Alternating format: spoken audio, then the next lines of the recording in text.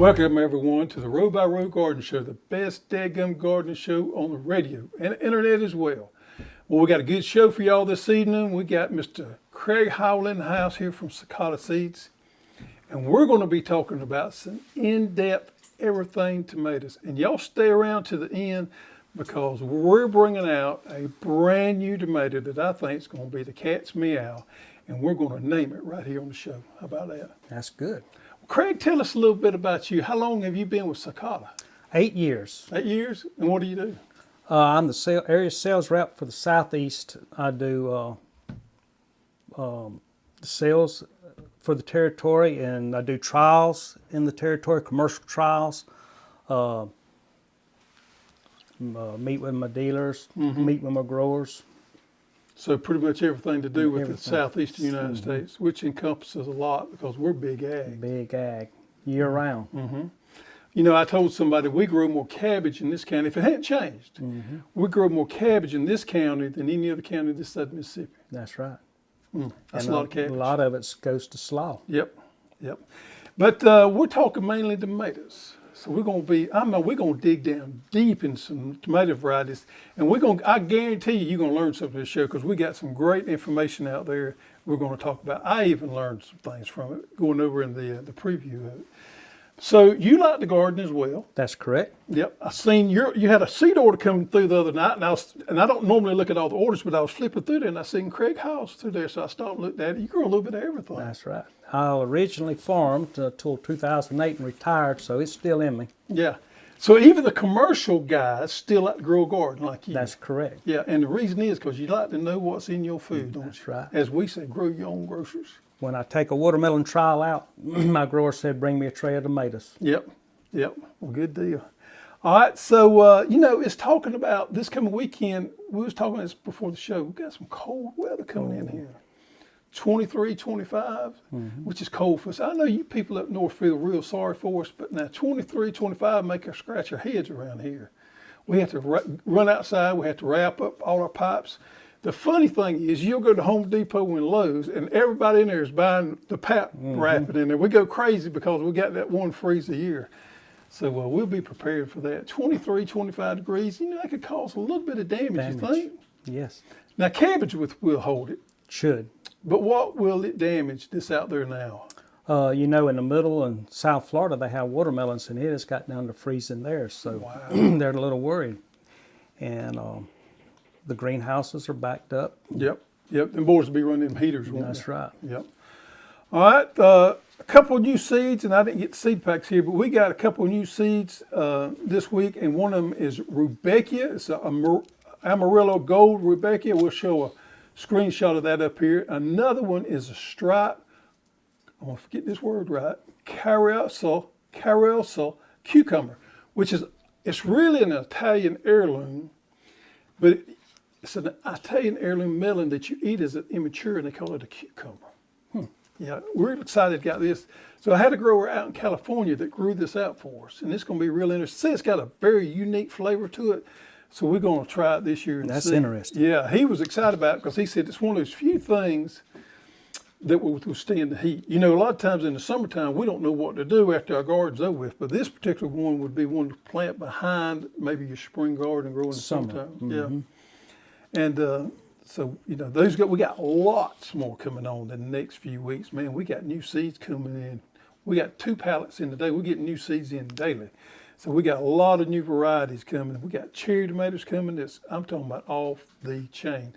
A lot of work, and see if you agree with me on this right here. And you in the commercial end, you may not have seen it, but a lot of the breeders in the last couple of years have put a lot of work into cherry tomatoes. Have y'all seen that as well? Yes. And I lay it to the fact there's a trend in the container garden. So we're seeing a lot of multicolored cherry tomatoes and things like that.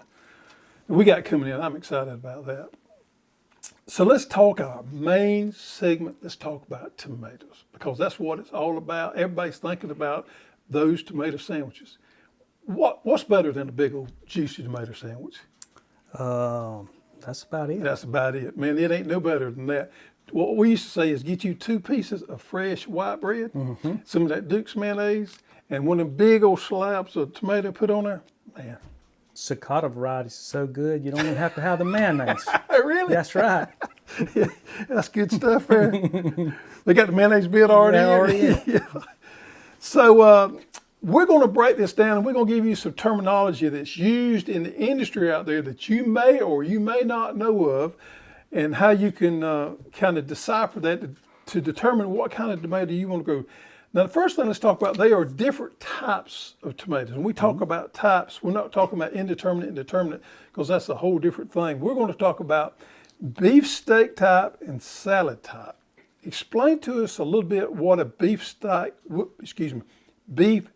type tomato is. To me, a beefsteak tomato is your rounds, and usually a large round is considered a beefsteak. You got a lot of gel inside, and a lot of them, your beefsteak varieties, will be ribby or more like an heirloom type tomato, and good for sandwiches and such as that. I guess slicing. hence the word for beef. A lot of your old heirloom tomatoes are kind of named beefsteak, so-and-so, whatever. Right. So I guess that's where they get it from. So It's there's a pound plus tomato. a lot more meat inside of it. That's correct. Now the next one's a salad type tomato. To me, salad type is your Romas, cherries, or grapes tomatoes. Yeah. Now some of these tomatoes that we grow, such as Bella Rosa and things like that, they would be categorized as a salad type tomato. No, your Bella Rosa would be a beefsteak. Okay, what about Your sweethearts and Shelby, Yep. that type will be your salad type. Okay, so the salad type tomatoes are normally smaller. They're not that big ovals. Okay, all right. Let's talk about heat set.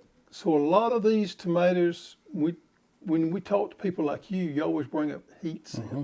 Now, us living in the South, we grow tomatoes a little bit different than people do up north, and heat is a big thing for us because down here after 4th of July, you just about can't grow anything. So let's talk about what is heat set tomato. When you say to me, that's a heat set variety, what do you mean by that?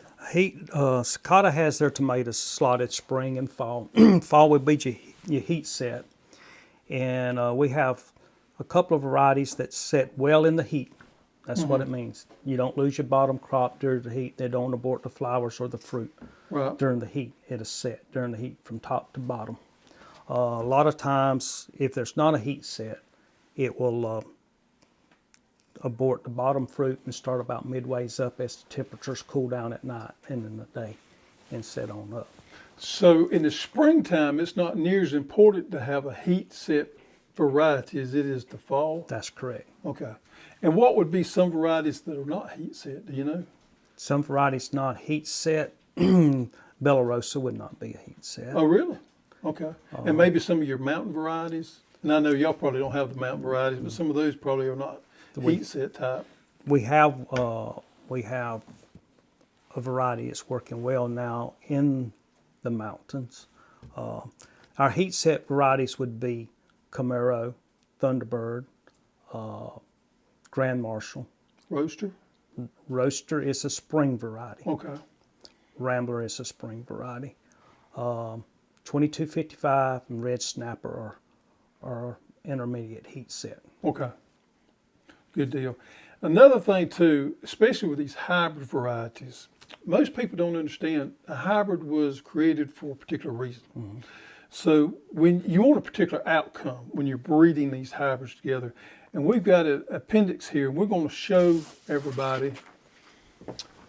When you're looking at varieties here, and you see some of these numbers, or not numbers, but letters over here to the side, that means that those varieties are resistant, is the word, I guess a good word to use, resistant to those different, diseases, I guess is the best word to use there. So we're going to go over that real quick. We're going to start up at the top, and we're going to be looking on the back while y'all looking at the front here. All right, the first one there is Alternaria. If you see AAL, and I don't have my glasses, Craig, you got yours That's on correct, the back. AAL. Then that means that variety is resistant to Alternaria. Now, Alternaria is normally speaking a leaf disease. Okay. Next one we go down is FOL, which is Fusarium wilt. And those are, anytime you see wilt, that just to me, that means it can happen overnight. That's true. Most of them, you go out there one day and your plant's fine. You go back the next day and it's dead. That's a lot of times that's a wilt problem. A lot of your fusarium's in the ground, Yep. in your soil. Yep. Next one is FOR, which is fusarium crown and root rot.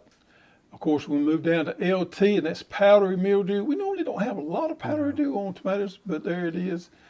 MI, which is root knot nematode resistant. And that's something, that's not well, I guess it is classified as a disease, but that's something that in the past, there's been a lot of work done on nematode resistant tomatoes. Yeah, our breeders works on that. And really? He's trying to get that in a package. Which is important for the home garden because there's really not a lot you can do for the nematodes from the home garden. It's usually in your soil also. Yep. Root knot is the next one. I guess that's not a nematode. Is that just what is that? Just root MJ? Always considered as a nematode. Okay. Then we go down to ON, that's powdery mildew. Now we always have powdery mildew on our cucurbits and our watermelons and things like that. Normally don't have a lot of problem on tomatoes, but there again, if you see this, then it means it is resistant to that. And we got PF, leaf mold, and here's a good one here. Is that PI? What is that right there? PI. PI, and that is late blight. Now late blight can be a rough one on tomatoes. A lot of people have problems with that. The next one is corky root. I don't know that I've ever seen corky No, I root. haven't seen corky root. The next one is PST, bacteria speck, and you did mention y'all see a lot of that. Say that. And certain times of the year, and usually I've been told it's caused environmental. Humid weather maybe or something like that. Hot. Yeah. Now with the bacteria speck, correct me if I'm wrong, but that looks like little bitty specks on your leaf that have that kind of oily speck to it, black oily speck. And it will get on the fruit. Okay. Looks like pepper been sprinkled on. Right. Next one's gray leaf spot, SBL, and we got two of those because we got two different kind of, well, they got three of them. Three there. Yeah. I do know what that word is right there, streptomycin, is that right? Solonia. Man, I tell you what, we was just talking right before the show there. Mayonnaise is about our biggest word we can say, ain't it? So we're just going to let y'all have to pronounce these some of these words on your own there.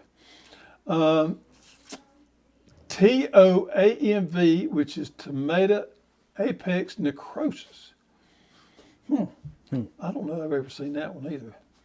Next one is TOBRFV, which is brown Recrose. Recrose. That's one of them $5 words. Yeah, it's another one in $5. You see a little bit of that though. You see, yeah. All right, now We test for that in our seed. You test for that, cool. All right, the next two are, well, the next three ones, well, all of them altogether is pretty big ones for us. You're right.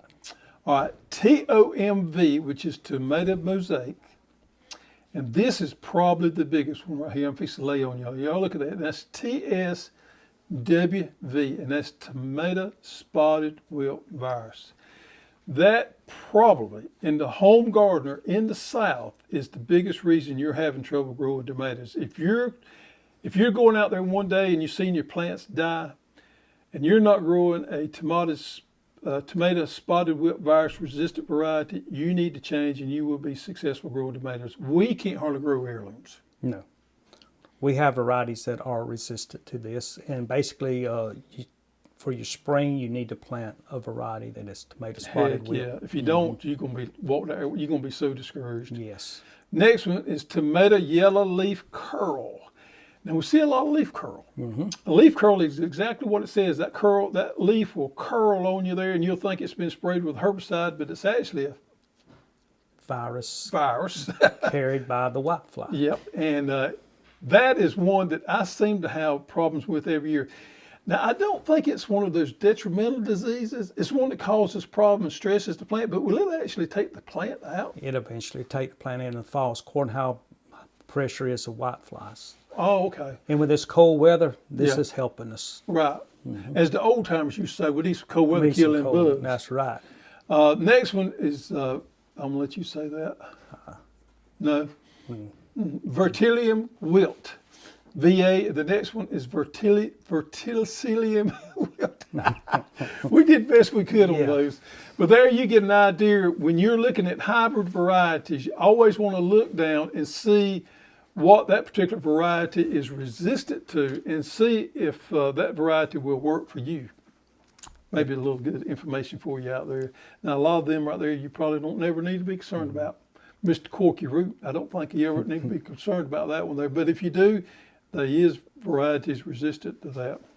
Yellow leaf curl and tomato spotted wilts, your major ones. To be You know, I concerned think from the homeowner, I think that curl gives a lot of problems.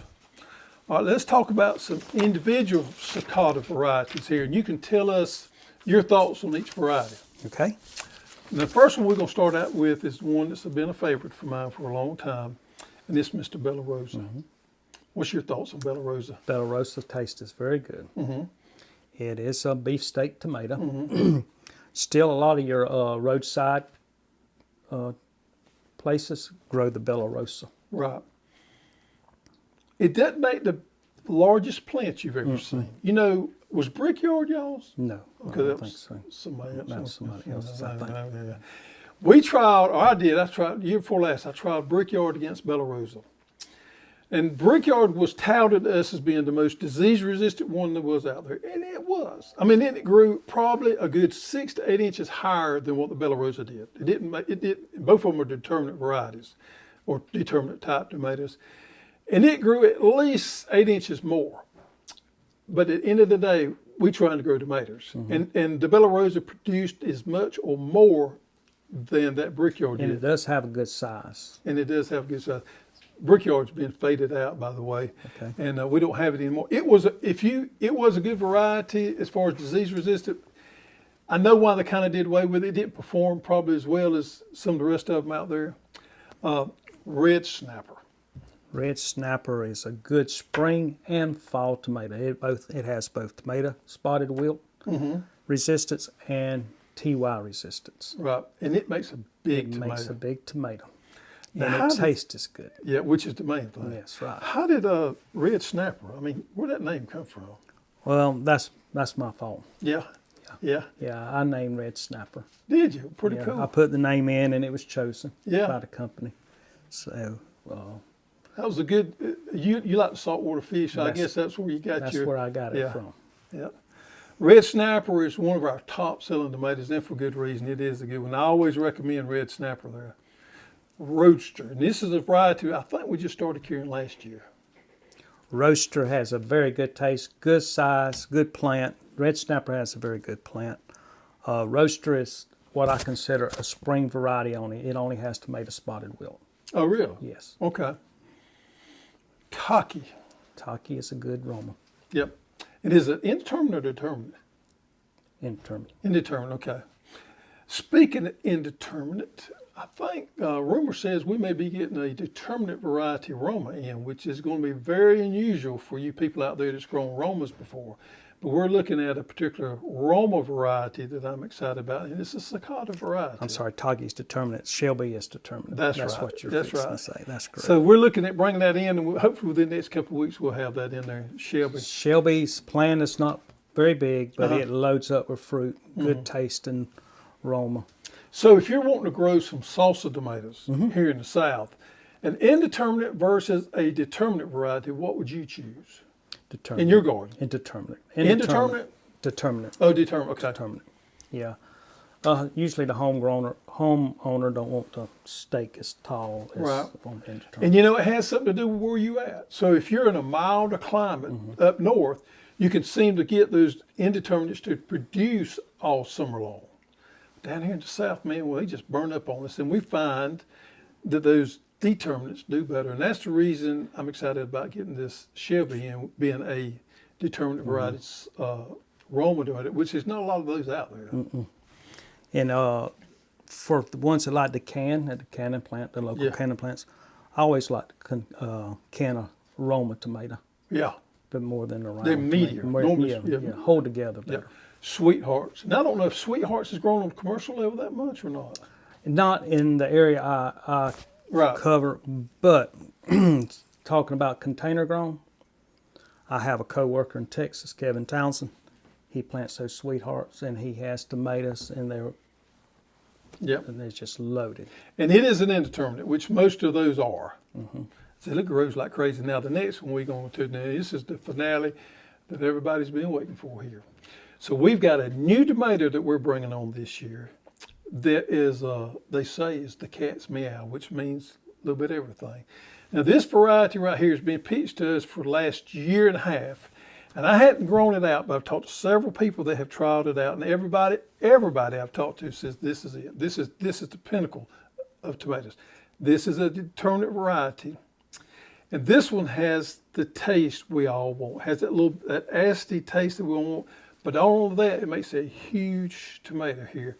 And what we're going to do today on this show, and we're going to have them available as of right now. We're going to name this variety. Now, we've posted this out there to you guys, and we asked for your response, and we had well over 1,000 people try to give us names over our social media platforms. But we narrowed it down to 6 names. I picked 3, Carrie picked 3. And what we said we'd do, Ben's Craig named a red snapper, and I think you did a good job on that. Red snapper's a great name. So we put these 6 names in this thing right here, and we're going to let you draw out, and we're going to have this new tomato named, and it's going to be picked by Craig Howell from Sakata. How about that? All right. Now, you can't look. You ready? You can't look. You ready? Yep. Mix them up good.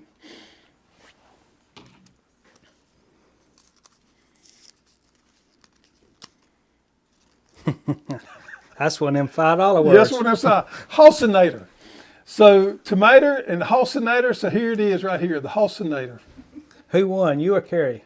I think we both chose that Okay. one. Yeah.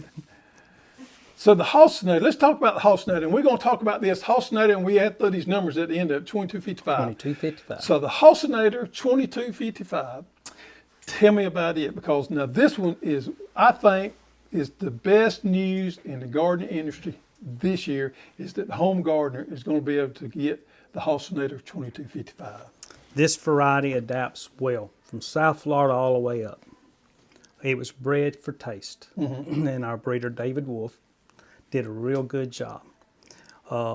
It's smooth, large. You don't have to prune, but if you want to prune, you can prune up to the 4th, sucker to the 4th, and you can get a very large tomato. But the less you prune, the less you have disease and such as that.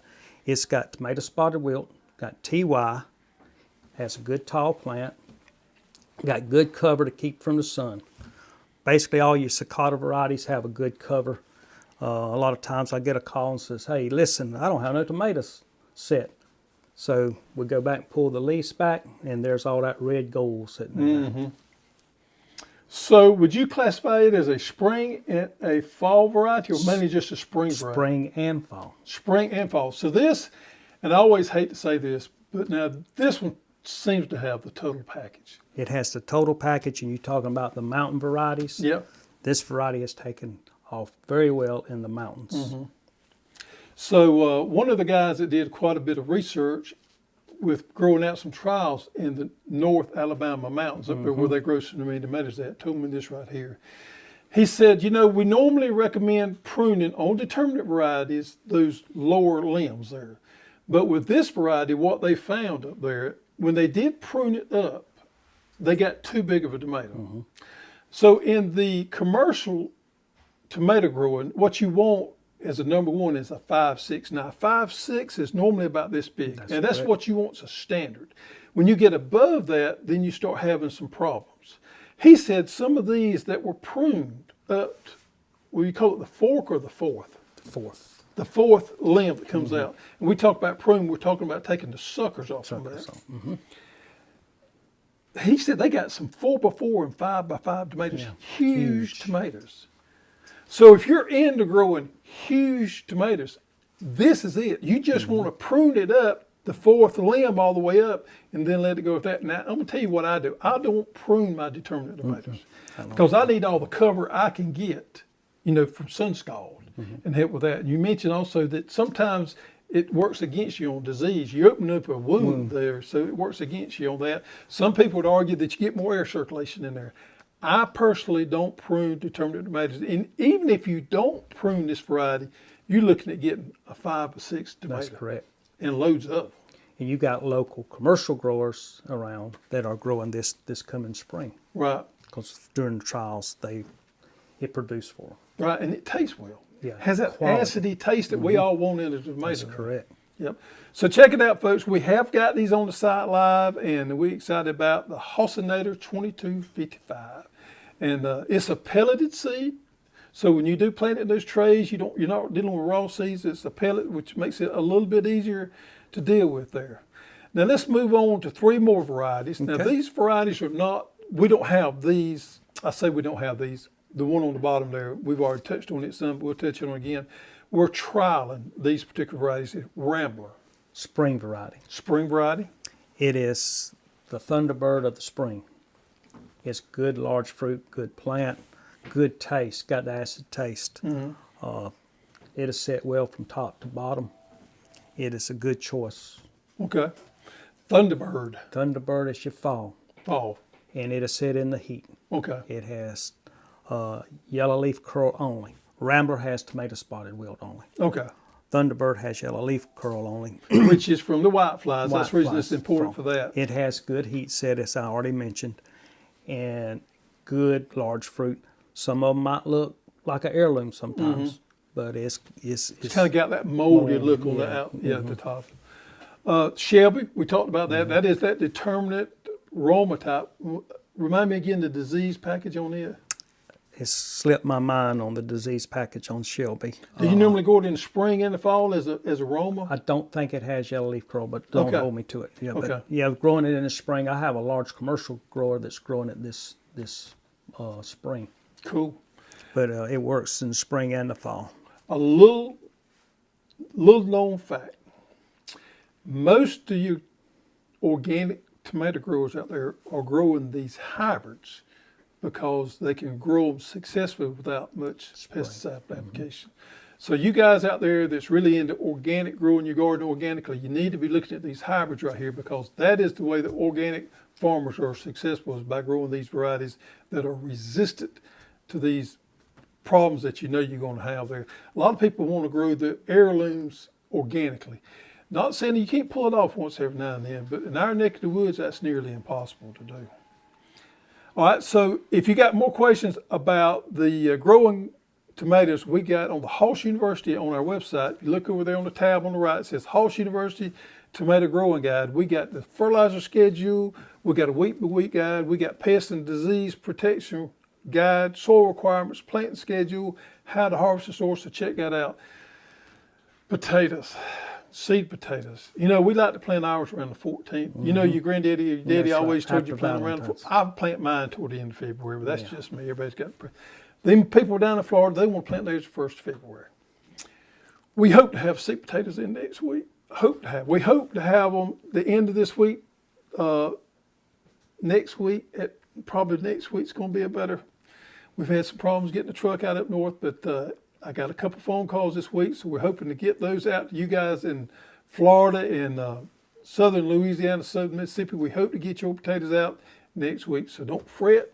I'll do all the fretting for you. And then you folks up here in Zone 8, we'll get yours out to you in plenty of time for you can plant them around Valentine's Day to the end of the month.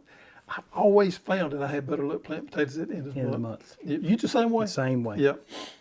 But you talk to anybody, they say February the 14th. I guess this is one of them old wise tales. Wise tales. Yep. So I got a little corny joke for you, Craig. All right. You've been waiting on this one all week. That's right. Where does the tomato and the pasta go to dance? Have no idea. At the meatball. At the meatball. All right. How about that?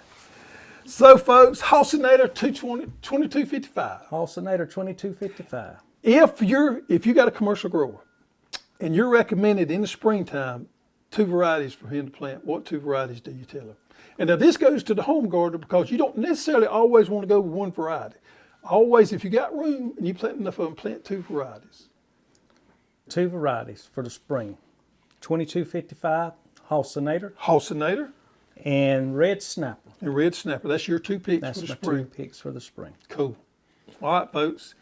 There you have it. We gave you some good tomato info. Got that Hossinator on the side there. We're excited about that. So It's time for you to be planning your garden out all these cold nights. Time to be out, plan your garden out, figure out what you're going to do, make your plan. And now it's time for you to get out there and get dirty.